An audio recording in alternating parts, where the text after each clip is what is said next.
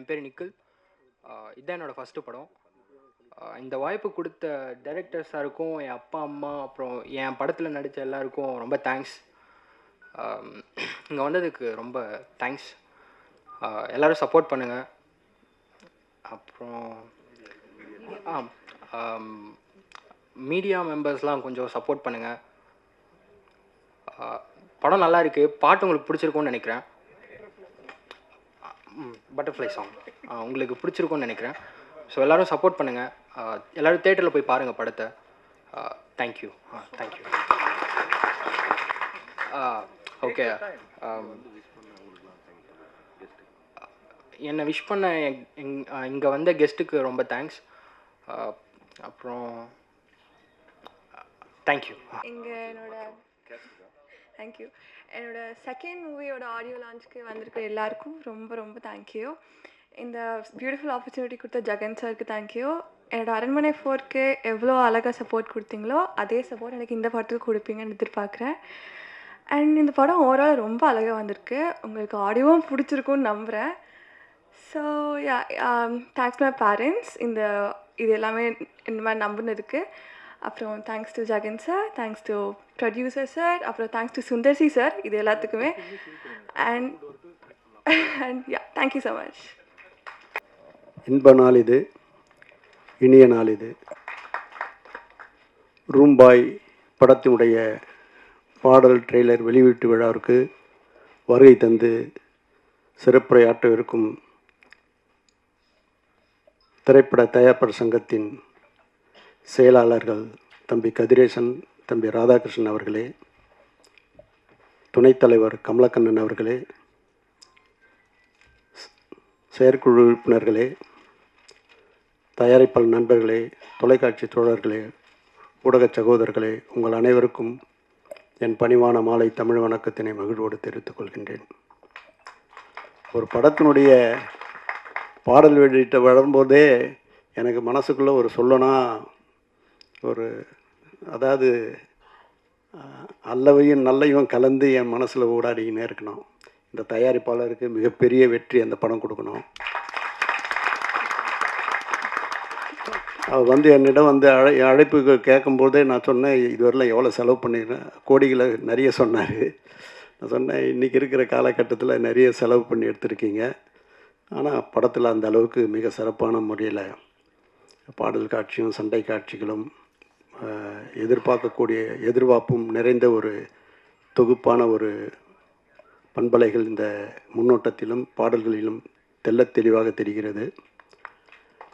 இப்படிப்பட்ட சூழலில் இந்த படத்தினுடைய வெளியீட்டு விழா மிகவும் சீரும் சிறப்புமாக நடப்பதற்கு திரைப்பட தயாரிப்பாளர் சங்கமும் நாங்களும் நல்ல முறையில் ஒத்துழைப்பு நல்குவோம் என்று அறுதிட்டு உறுதி கூறுகிறேன். தயாரிப்பாளருடைய சந்திரமூர்த்தி அவருடைய திருமகன் நிகில் மிக சிறப்பாக துடிப்பான இளைஞனாக இருக்கிறான். நாளைய நம்பிக்கை நாயகனாக இந்த திரையுலகிற்கு வலம் வருவான் என்பதை அவருடைய படத்தில் அவர் பங்கு கொண்ட காட்சிகளிலே அவர் மிளிர்கிறார், பொழிகிறார் என்று தான் சொல்லணும். இயக்குனர் ஜெகன் ராயன் நல்லா பிரமாதமாக பண்ணியிருக்கிறாரு.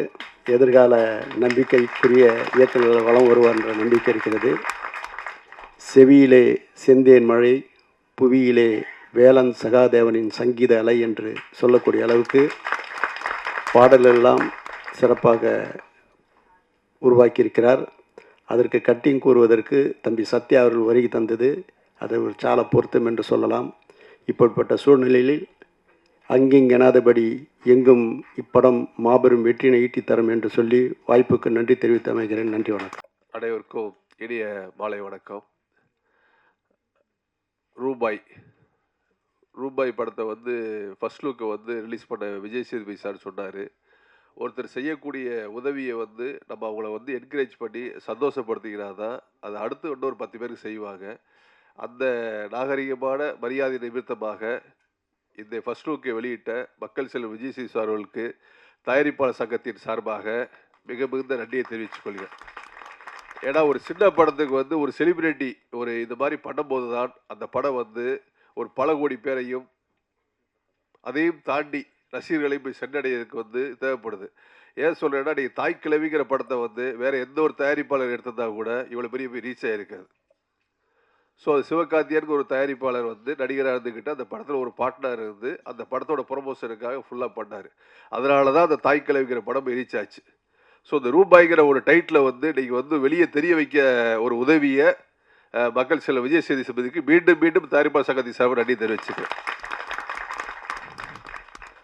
ரூபாய் இந்த டைட்டில் வந்து பார்த்தீங்கன்னா எல்லாரையுமே யூஸ்வலாக ஒரு ஹோட்டலில் ஸ்டே பண்ண போனோம்னா எல்லாருமே கூப்பிடக்கூடிய ஒரு டைட்டில். அந்த ஹோட்டலுக்குள்ளே நடக்கக்கூடிய பல கதைகளில் வந்து ஒவ்வொரு கேரக்டரையும் ஒவ்வொரு ஆஸ்பெக்டான ஆட்கள் வந்து தங்குவாங்க. அதை எல்லாத்தையும் பார்க்கக்கூடிய ஒரு கேரக்டர் தான் அந்த படத்தில் வந்து ரூபாயாக இருக்க நினைக்கிறேன் வந்துட்டு உங்களுக்கு. அதில் ஒரு பெரிய ரொம்ப சந்தோஷமான விஷயம் என்னென்னா, அதோட தயாரிப்பாளர் பையன் சூரியகலா சந்திரமூர்த்தி பையன் அதில் அறிமுகமாக இருக்கார். ஸோ அதனால் வந்து அவருக்கு இந்த நேரத்தில் வாழ்த்துக்களை சொல்லிக்கிறேன். ஏன்னா ஃபஸ்ட்டு படம் பண்ணியிருக்காரு. அவர் தொடர்ந்து வெற்றியை கொடுக்கணும். ஒரு படத்தை எடுக்கும்போது ஒரு தயாரிப்பாளர் கிட்டத்தட்ட பார்த்தீங்கன்னா ஒரு 200 பேர் 300 பேருக்கு மேலே வேலை கொடுக்குறோம். ஆனால் அந்த படத்தை எடுத்து முடிச்சதுக்கப்புறம் பார்த்தீங்க அப்படின்னா குறைஞ்சபட்சம் ஆரம்பிச்சிங்கன்னா ப்ரொமோஷன்ஸ் ஆரம்பிச்சு விடைகள் ஆரம்பிச்சு அதில் ஆரம்பிச்சு இதில் ஆரம்பிச்சு போஸ்ட் ஆரம்பிச்சு அதுக்கப்புறம் ஒரு 500 பேர் வேலை பார்க்குறோம். ஆனால் அந்த தயாரிப்பாளர் என்ன பண்ணார், ஏதோ ஒரு கதையை ஒருத்தர் வந்து சொல்கிறார், அந்த கதையை நம்பி வந்து அவர் படம் எடுத்துறார். இதுதான் ஒரு தயாரிப்பாளர் செய்யக்கூடிய ஒரு வேலை. ஸோ அந்த படம் லாஸ் ஆகி போச்சு அப்படின்னா அதை யார் நடிகர்கள் காப்பாற்றணும்? தயாரிப்பாளர் மேலே தப்பு இருக்கா? ஸோ 75% தயாரிப்பாளர்கள் வந்து நீங்கள் வந்து இழந்து நிற்கிறாங்க. அந்த கதையை அவங்க சூஸ் பண்ணுறாங்களா? கிடையாது. ஆனால் இதே ஆந்திராவில் வந்து பார்த்தீங்கன்னா ஒட்டுமொத்த தயாரிப்பாளரையும் ஆந்திராவில் இருக்கக்கூடிய இண்டஸ்ட்ரியில் இருக்கக்கூடிய எல்லா நடிகர்களும் காப்பாற்றுறாங்க. ஸோ தமிழ்நாட்டில் காப்பாற்றுற யாருமே இல்லை. ஒரே ஒருத்தர் சூப்பர் ஸ்டார் ரஜினிகாந்த் சார் தவிர வேற யாரும் தயாரிப்பாளர் காப்பாற்றவே இல்லை. ஒரு பெரிய படம் சார், தெலுங்கு லாஸ் சார், இமிடியேட்டாக கூப்பிட்டு அந்த டைரக்டர் பேரையும் படத்து பேரையும் மேடையில் சொல்லலை. இமிடியேட்டாக லாஸ், 200 கோடி ரூபாய் லாஸ். உடனே கூப்பிட்டு அந்த ஹீரோ சொல்கிறாரு, சார் ஒன்றும் கவலைப்படாதீங்க, நான் இமிடியேட்டாக உங்களுக்கு பண்ணி தரைக்கிறாரு. ஸோ அவர் வீட்டில் எப்படின்னா ஒரு ஃபயர் எரிஞ்ச மாதிரி தீ எரிஞ்சிக்கிட்டு இருக்குது. அவ்வளோ பேர் ப்ரெஷர் பண்ணுறாங்க. ஏன்னா ஒரு படம் லாஸ் அப்படிங்கும் போது கிட்டத்தட்ட ஒரு 50 பேர் 100 பேர் படம் கொடுத்தா எல்லாம் போய் வீட்டில் அடைப்பாங்க. அவர் சூசைட் பண்ணுற ஸ்டேஜ் கூட போகலாம், மனநிலை மாறலாம். ஆனால் அந்த நேரத்தில் ஹீரோ எப்படி காப்பாற்றுறாரு பாருங்க. சார் ஒன்றும் கவலைப்படாதீங்க நான் இருக்கிறேன். அப்போ எரிஞ்சிக்கிட்டு இருக்க தண்ணியில் ஃபயரில் வந்து தண்ணியை ஊற்றி அடைக்கிற மாதிரி அந்த மாதிரி தமிழ் திரையுலகத்தில் வந்து யாருமே சப்போர்ட் பண்ண மாட்டேங்கிறாங்க. ஸோ தெலுங்கு திரையுலகம் வந்து எல்லா ஹீரோஸையும் ப்ரொடெக்ட் பண்ணுறாங்க. சார் தயாரிப்பில் இடமே இல்லை சார் உங்களுக்கு. நான் இப்போ மேடையில் சொல்கிறேன் சார், நானே இனிமேல் பெரிய படம் எடுக்க தயங்குறேன், வேணாங்கிறேன். நான் சின்ன படம் 5 கோடி 7 கோடி எடுத்துகிட்டு போயிருக்கிறேன் உங்களுக்கு. ஸோ ஒரு கதையை சூஸ் பண்ணால் ப்ரொடியூசர், எக்ஸிக்யூட் பண்ணாலும் யார் பண்ணுறா? ஒரு படத்தை 70% சம்பளம் எங்கேயும் போகுது சொல்லுங்க நீங்கள்? 30% ப்ரொடக்ஷன் காஸ்ட் போகுது. அப்போ ஒன்று ஆயிடுச்சுன்னா ஒருத்தர் சப்போர்ட் பண்ணணும் சார், ஒருத்தர் கை கொடுத்து தூக்கணும். அப்போ தான் அடுத்த ட்ராவல் பண்ண முடியும் உங்களுக்கு. ஸோ எல்லாரையும் திரையோட வளர்த்து விட தயாரிப்பாளர்கள் இன்னைக்கு அந்த இடமே இல்லாமல் இருக்குது.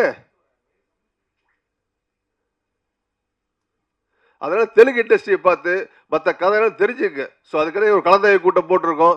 இப்போ நல்ல நிர்வாகம் வந்திருக்கு. முழுக்க சொல்கிறேன், தயாரிப்பாளர் பக்கத்துடையாக என்னைக்கு இருப்போம், எந்த நேரம் தயாரிப்பாளர் விட்டு கொடுக்க மாட்டோம். அதே மாதிரி இன்னொரு கோரிக்கை நான் வச்சுக்கிறேன். படம் ரிலீஸுக்கு அப்புறம் வந்து பார்த்தீங்கன்னா நிறைய ப்ரொமோஷன்ஸு, ஏட்ஸு, விடையல்ஸு, இந்த மாதிரி நிறைய ஒரு ஆஸ்பெக்ட்ஸ் கம்பெனிலாம் இருக்குது. இந்த மேடையின் வகையெல்லாம் சொல்கிறேன், அதை நிறைய பேர் மிஸ்கம்யூனிகேட் பண்ணிக்கிட்டு இருக்கிறாங்க.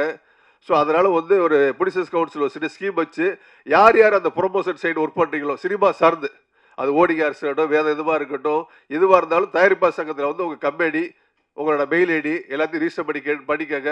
அப்படி பண்ண அப்படின்னா அவங்க மீது வந்து சப்போஸ் இதான் கம்ப்ளைண்ட்ஸ் வந்துச்சு அப்படின்னாலும் ரொம்ப தப்பு நடக்குது. அதாவது ஒரு படத்தை ரிலீஸ் பண்ணி சொல்லி கூப்பிட்டு போகிறாங்க, 5 கோடிக்கு செலவு பண்ணுறேன்னு சொல்லி 50 லட்சம் பண்ணி விட்றாங்க. அது சரியாக பண்ணுறதில்லை உங்களுக்கு. அதனால் புகார் வர்றதுனால இந்த சினிமா சார்ந்து விளம்பரங்கள் சார்ந்து இருக்கக்கூடிய எல்லாருமே வந்து தயாரிப்பாளர் சங்கத்தில் வந்து உங்கள் அட்ரஸ் பதிவு செய்து கேட்டுக்கொள்கிறேன். மீண்டும் நன்றி தெரிவித்துக் கொள்கிறேன். திரையுலக ஜாம்பவான்கள் அண்ணன் தானு அண்ணன் மற்றும் எங்களுடைய நலம் காக்கு அணியின் சார்பாக வெற்றி பெற்ற அனைவரும், நம்ம கதிரேசன் சார் அனைவருக்கும் எனது வணக்கங்களை தெரிவித்துக் கொள்கின்றேன்.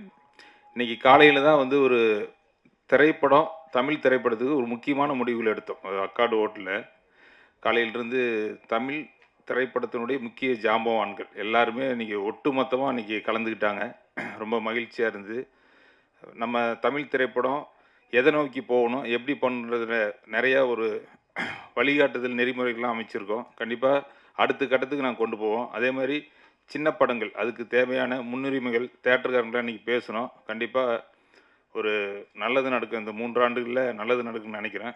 அதே மாதிரி புதுசாக எடுத்து சினிமாவுக்கு வரவங்களுக்கும் நிறைய வழிகாட்டுதல் முறை வச்சுருக்கோம். கண்டிப்பாக உங்களுக்கும் ஒரு பெரிய வாய்ப்பாக அமையும். அதே மாதிரி இந்த என்டையர் டீம் திடீர்னு அவர் ரிசர்ச் பிரதர் டெய்லியும் கூப்பிட்டு இருந்தார். காலையில் அடித்தா அவசியம் வந்துருந்தாங்க.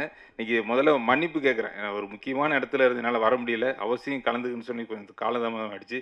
கண்டிப்பாக இந்த படம் ஒரு வெற்றி படமாக அமையும்னு சொல்லி வாழ்த்தி விடைபெறுகிறேன். நன்றி.